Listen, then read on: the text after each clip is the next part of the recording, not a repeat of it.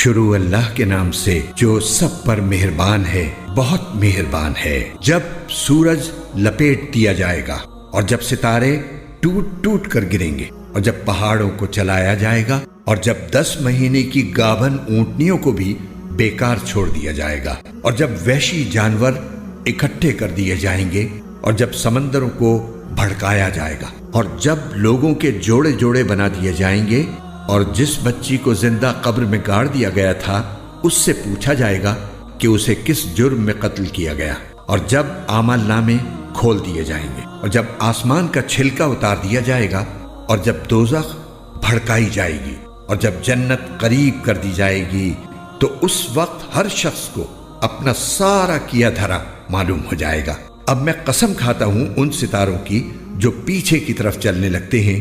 جو چلتے چلتے دبک جاتی ہیں، اور قسم کھاتا ہوں رات کی جب وہ رخصت ہو اور صبح کی جب وہ سانس لے، کہ یہ قرآن یقینی طور پر ایک معزز فرشتے کا لایا ہوا کلام ہے جو قوت والا ہے، جس کا عرش والے کے پاس بڑا رتبہ ہے، وہاں اس کی بات مانی جاتی ہے، وہ امانت دار ہے۔ اور اے مکے والو، تمہارے ساتھ رہنے والے یہ صاحب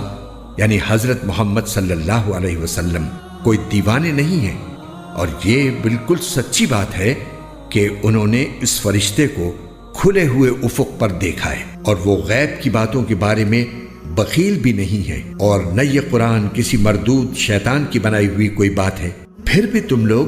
کدھر چلے جا رہے ہو؟ یہ تو دنیا جہان کے لوگوں کے لیے ایک نصیحت ہے،